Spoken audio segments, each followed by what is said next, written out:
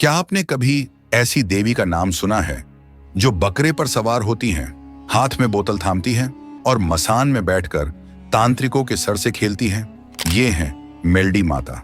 ना कोई कल्पना, ना कोई लोक कथा, यह है कलयुग की सबसे रहस्यमयी देवी की सच्ची कथा, जो बोतल में बंद करती हैं काम, क्रोध, लोभ जैसे पाप, और जब रूप बदलती है तो प्रकट होती है मसाणी मेलडी, तंत्र, रात्रि और मसान की देवी। कौन है ये देवी? क्यों इनका नाम लेते ही पापी कांप उठते हैं? और कैसे ये देवी आज भी अपने भक्तों की रक्षा करती हैं? देखिए वह कथा जो कभी किसी ने पूरी नहीं सुनाई, मेलडी माता की कथा, पहली बार शुरू से अंत तक। परंतु मां मसाणी मेलडी के इस भयानक रूप को देखने से पहले हमें इससे बिल्कुल विपरीत उनके उस दिव्य स्वरूप को जानना होगा। एक ऐसा रूप जो तेजस्वी, शांत और दिव्यता से भरपूर है। तो आइए चलते हैं इस रहस्यमयी आध्यात्मिक यात्रा पर। कहानी शुरू होती है सतयुग के अंतिम चरण में। उस समय एक दैत्य अमरुआ महान प्रतापी, मायावी और वरदानी था, जो तीनों लोकों में आतंक मचा रहा था। उसके अत्याचार से सृष्टि में हाहाकार मच गया था।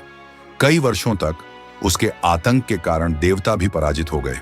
अमरुआ को वरदान था कि कोई भी झात शक्ति उसे मार नहीं सकती। देवताओं ने चिंतित होकर महाशक्ति की स्तुति की। तभी आदि शक्ति जगदम्बा सिंहवाहिनी दुर्गा प्रकट हुई। उन्होंने अपने 9 रूप धारण किए और उनके साथ 10 महाविद्याएं तथा अन्य सभी शक्तियां प्रकट हुईं। फिर दैत्यों के साथ पुनः महासंग्राम छिड़ गया और यह युद्ध 5000 वर्षों तक चलता रहा। अंततः दैत्य अमरुआ अपने प्राण संकट में देखकर युद्ध छोड़कर भागा और पृथ्वी लोक में सायला नामक सरोवर में छिप गया। उसके पीछे वह नवदुर्गा और सभी शक्तियां वहां पहुंची और सरोवर का पानी पीने लगी।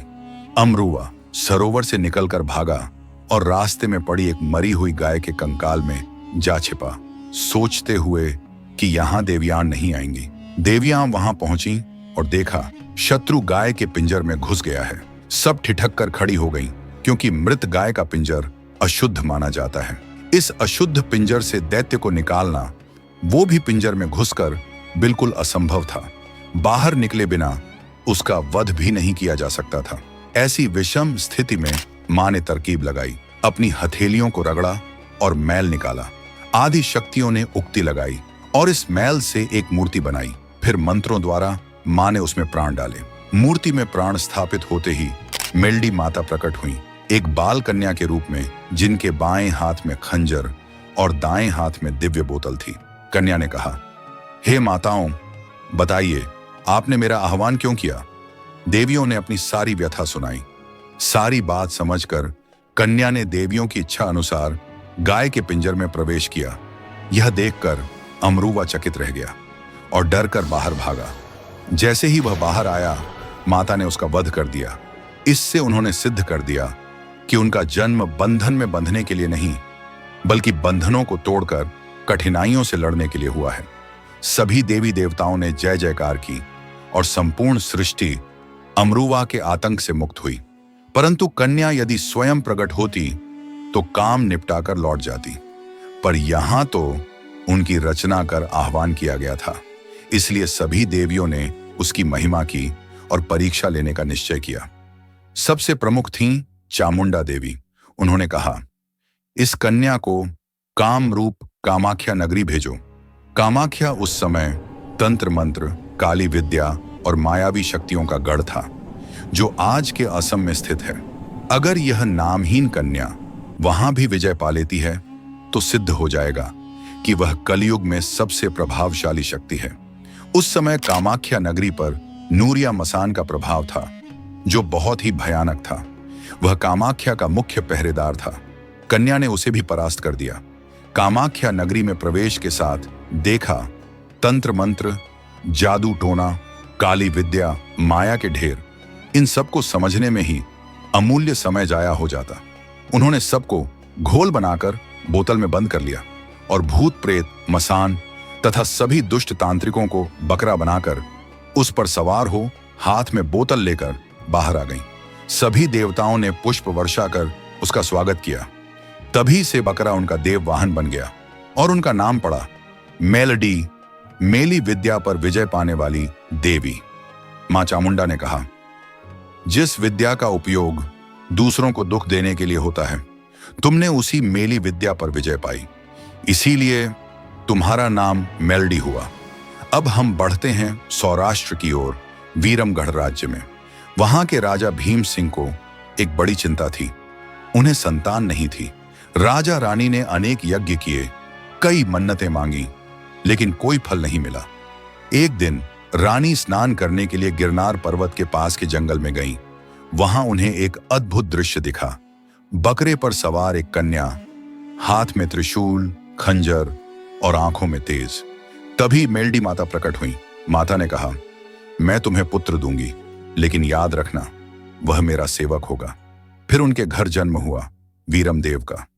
जब वह बड़ा हुआ, माता ने उसे एक विशेष बोतल दी और कहा, इसे संकट के समय खोलना, लोभ में कभी नहीं। कुछ समय बाद पड़ोसी राज्य के धीरपाल राजा ने हमला किया। वीरमदेव के पास केवल 300 सैनिक बचे थे। तब उसने माता की दी हुई बोतल खोली। माता 108 दिव्य वीरों के साथ प्रकट हुई। युद्ध का परिणाम बदल गया। वीरमदेव की विजय हुई। उसके बाद वीरमदेव ने अपना जीवन माता की भक्ति में समर्पित कर दिया। आज भी वीरमनाथ धाम इस चमत्कार का साक्षी है। अब बात करते हैं स्वर्णपुर के राजा हेमराज की। हेमराज को अपने वैभव और शक्ति पर अत्यधिक घमंड था। उसने कहा, मेरे राज्य में किसी देवी की आवश्यकता नहीं। उसने माता के मंदिर को गिराने का आदेश भी दे दिया। लेकिन उसी रात जब हेमराज अपने महल में था, उसे एक भयानक स्वप्न आया। मेलडी माता प्रकट हुई और बोली, अगर सुबह तक क्षमा नहीं मांगी तो तेरा राज्य नष्ट हो जाएगा। हेमराज डरकर जाग उठा, परंतु घमंड में उसने इसे केवल एक सपना समझा। सुबह होते ही उसके राज्य में आपदाओं का कहर टूट पड़ा। दुकाल पड़ गया, अन्न भंडार खाली हो गए, राज्य के कुएं सूख गए, महल की दीवारों में दरारें पड़ गईं। तब राजा भागते हुए माता के मंदिर पहुंचा। वहां घंटों प्रार्थना करने के बाद माता प्रकट हुई। राजा उनके चरणों में गिर पड़ा और क्षमा मांगी। माता ने उसे क्षमा कर दिया और तभी से हेमराज माता का भक्त बन गया। तब से लेकर आज तक स्वर्णपुर में माता का उत्सव बड़े धूमधाम से मनाया जाता है। अब चलते हैं पाकिस्तान से सिमटकर बसे गुजरात के कच्छ के निरोली गांव में। यहाँ के एक तांत्रिक कृष्णदास अपनी सिद्धियों पर बहुत घमंड करता था। कहते हैं उसने यह ठान लिया था कि वह मेलडी माता को बाधित कर अपनी शक्ति सिद्ध करेगा। उसने घोर तंत्र साधना शुरू की, लेकिन जैसे ही उसने माता को बाधित करने का प्रयास किया, एक तेज दिव्य प्रकाश उत्पन्न हुआ। अचानक ही कृष्णदास की सारी सिद्धियां नष्ट हो गईं और देखते ही देखते वह स्वयं एक बकरा बन गया। यह कहानी हमें सिखाती है कि शक्ति का घमंड नहीं पालना चाहिए। शक्ति का दुरुपयोग हमेशा आत्मविनाश का कारण बनता है। ऐसी ही राजस्थान के बालोतरा क्षेत्र में भी एक कहानी हुई, जहां राजा हरिहर और सेनापति धवल सिंह युद्ध के शत्रुओं से घिर गए थे। जब शत्रुओं ने चारों तरफ से राज्य को घेर लिया, तब माता एक शक्ति रूप में प्रकट हुई और शत्रु भयभीत होकर भाग गए। अब हम चलते हैं मेलडी माता के भयावह और डरावने स्वरूप की ओर, जिसकी बात हमने वीडियो के शुरुआत में की थी, जो तांत्रिक और मैली विद्या से जुड़ा हुआ है, जिसे मसाणी मेलडी माता कहा जाता है। मसाणी का अर्थ है श्मशान में रहने वाली शक्ति। कई बार यह रूप किसी काम के बदले में बलि मांगता है, जिसका वर्णन गुजरात की कई लोक कथाओं में मिलता है। वैसे तो माता के पूरे भारत में अनेक मंदिर हैं, लेकिन कामाख्या पर विजय के बाद उनका मुख्य स्थान बना कामरूप देश का माखणिया डूंगर। इसे लोग कामाख्या नगरी या कामरूप देश के नाम से भी जानते हैं। अब हम बात करते हैं भारत के सबसे महान राजा की, उज्जैन के अमर राजा राजा विक्रमादित्य की। एक ऐसे राजा जिन्होंने सिर्फ राज्य ही नहीं, बल्कि धर्म, न्याय और वीरता से भारत की परंपराओं को अमर बनाया। एक समय पर उनका विशाल साम्राज्य सिर्फ भारत ही नहीं, पश्चिम में आज का सऊदी अरब, पूर्व में इंडोनेशिया, उत्तर में मंगोलिया और दक्षिण में श्रीलंका तक फैला था। लेकिन यह कहानी उस समय की है जब राजा विक्रमादित्य सिर्फ उज्जैन के राजा थे। यह कथा है राजा विक्रमादित्य और मां मेलडी के रहस्यमयी, भयावह और अलौकिक अनुभव की एक अनसुनी कहानी जो शायद ही किसी ने कभी सुनी हो। तो चलिए बिना समय गवाए कहानी शुरू करते हैं। उज्जैन के राजा वीर विक्रम 18 भाषाओं के जानकार थे, स्वभाव के बहुत सरल और विवेकी। एक दिन राजा ने सोचा मुझे योग सिद्ध मंत्र सीखना चाहिए। इसलिए एक रात सारा राज्य छोड़कर वे अकेले कामरूप देश की यात्रा पर निकल पड़े। वहां के गहरे जंगलों में एक तपस्वी बाबा वालीनाथ साधना में लीन थे। राजा विक्रमादित्य वहां पहुंचे और जोर से बोले, अलख निरंजन। राजा की आवाज सुनते ही बाबा वालीनाथ ने अपनी आंखें खोली और पूछा, कौन हो तुम? यहां क्यों आए हो? राजा बोले, बाबा, मैं उज्जैन का राजा विक्रमादित्य हूं। मैं योग सिद्धि मंत्र सीखने आया हूं। यह सुनकर बाबा ने मंत्र सीखने का कारण पूछा। राजा बोले, मैं यह मंत्र अपनी प्रजा के कल्याण के लिए सीखना चाहता हूं। बाबा यह सुनकर सिखाने को तैयार हुए, परंतु उन्होंने एक शर्त रखी। शर्त यह थी कि 14 की रात राजा को पुतली वाव से एक लोटा पानी भरकर लाना होगा। अगर वे ऐसा कर पाए तभी उन्हें मंत्र की दीक्षा मिलेगी। कुछ दिन बाद काली 14 की रात आई। राजा पुतली वाव पर पहुंचे और एक लोटा लेकर सीढ़ियों से नीचे उतरने लगे। लगभग 50 सीढ़ियां उतरते ही वहां सो रहे सारे भूत जाग उठे। चारों तरफ से डरावनी आवाजें आने लगी, राजा तुझे खा जाएंगे, तुझे खा जाएंगे। इसके पहले भी कई राजा पानी भरने आए थे, लेकिन कोई भी जिंदा लौटकर नहीं गया। वाव के भीतर रहते थे करीब 1200 भूतों के पुतले जो हर आने वाले राजा को अपने जैसा बनाना चाहते थे। राजा ने ऊपर आने की कोशिश की पर हिल भी नहीं पाए। भूतों ने हंसते हुए कहा, यहां से कोई राजा बचकर नहीं गया, तू भी नहीं जा पाएगा। राजा को लगा मानो मौत सामने खड़ी हो। उन्होंने अपनी कुलदेवी हरसिद्धि माता को याद किया। माता प्रकट हुई और बोली, राजा तुम यहां क्यों आए हो?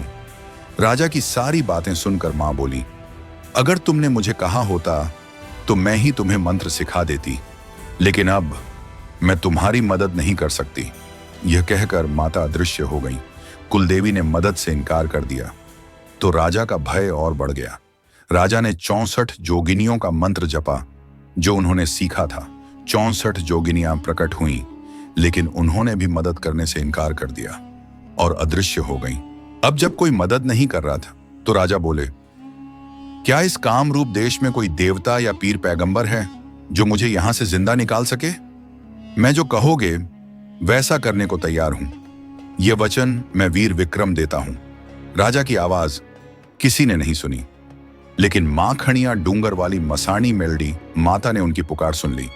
मसाणी मेलडी प्रकट हुई। जैसे ही उनके पैरों के घुंघरू बजे सारे भूत प्रेत भाग गए। राजा ने माता से अपनी रक्षा की प्रार्थना की। माता ने राजा को सुरक्षित वाव से बाहर निकाला। जैसे ही वे बाहर आए, राजा झुककर बोले, माता जी बताइए मैं आपके लिए क्या कर सकता हूं?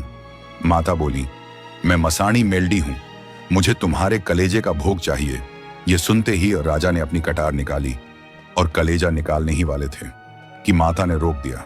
वे बोली, नहीं विक्रम, आज नहीं, पूरे 1 साल बाद गढ़ रुखिया श्मशान में आना, तब मैं तुम्हारा कलेजा लूंगी। राजा ने कहा, भले मां, जैसे आपकी इच्छा। और वे अपने राज्य लौट आए। समय बीता। 1 साल बाद काली 14 की रात आई। राजा विक्रमादित्य कटार लेकर उज्जैन के भव्वारी बाजार की ओर निकले। धीरे धीरे वे उज्जैन के पूर्वी द्वार पर पहुंचे। वहां 4 जोगिनियां खप्पर लिए आ रही थीं, जिनको देखकर राजा बोले, हे जोग माया, आप कौन हैं और कहां जा रही हैं? जोगिनियां बोली, विक्रम, हम तेरी उज्जैन नगरी में जा रही हैं। भवरी बाजार के 7वें मंजिल के जरुखे पर सियावन सैयण नाम की औरत मेरे मंत्र जाप कर रही है। हम ये खप्पर वहां डाल देंगी, फिर अगले 6 महीने तक तेरी उज्जैन नगरी में लाशें ही लाशें बिछी रहेंगी। तेरा उज्जैन जिंदा जागता श्मशान बन जाएगा। यह सुनकर राजा विक्रमादित्य बहुत दुखी हुए। उन्होंने मन ही मन मां मेलडी को पुकारा और कहा, हे खप्पर जोगिनियों, अगर तुमने यहां से एक कदम भी आगे बढ़ाया तो तुम्हें मां मेलेडी की कसम है। तुरंत ही चारों जोगिनियां वहीं पर पत्थर बन गईं। इसके बाद राजा गढ़ रुखिया श्मशान पहुंचे। श्मशान की शुरुआत में काल भैरव और मां काली विराजमान थे। मां काली जानती थीं कि राजा विक्रमादित्य अपना कलेजा मसाणी मेल्डी को भोग देने जा रहे हैं, और अगर कलेजा जमीन पर गिर गया तो मां भोग स्वीकार नहीं करेंगी, राजा जीवित नहीं रह पाएगा। इसलिए काल भैरव को मनुष्य रूप में छुपाकर राजा के पीछे भेजा और कहा, जाओ काल भैरव, राजा जब कलेजा निकाले तो आप उसको पकड़ लेना और मां मेलेडी को दे देना। उसी समय महल में राजा की रानी साथुरा को संदेह हुआ। उसने सोचा, आज काली चौदस की रात मेरे स्वामी कहां जा रहे हैं। उसने पुरुष वेश धारण किया और घोड़ा लेकर राजा के पीछे निकल पड़ी। जैसे ही घोड़े के पैर शिप्रा नदी में पड़े, बाबा वालीनाथ बाहर निकले और 3 मंत्र बोले। तुरंत ही रानी घोड़े समेत पत्थर बन गई। उधर राजा विक्रमादित्य श्मशान पहुंचे। सामने से मसाणी मेल्डी माता चलकर आ रही थी। उनके बाल खुले हुए थे, शरीर से रक्त टपक रहा था, मानो किसी को खाकर आ रही हूं। माता के एक हाथ में चाकू था और दूसरे हाथ में खप्पर। माता ने हंसते हुए कहा, हे राजा विक्रम, लाओ मेरा भोग।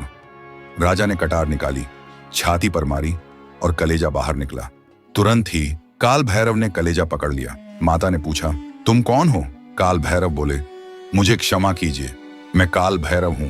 मुझे मां काली ने भेजा था कलेजा पकड़ने के लिए, ताकि यह नीचे न गिरे और आप भोग स्वीकार करें। माता ने भोग स्वीकार किया और बोली, अब यह कलेजा राजा की छाती पर रख दो। काल भैरव ने कलेजा राजा की छाती पर रखा और राजा जीवित हो गए।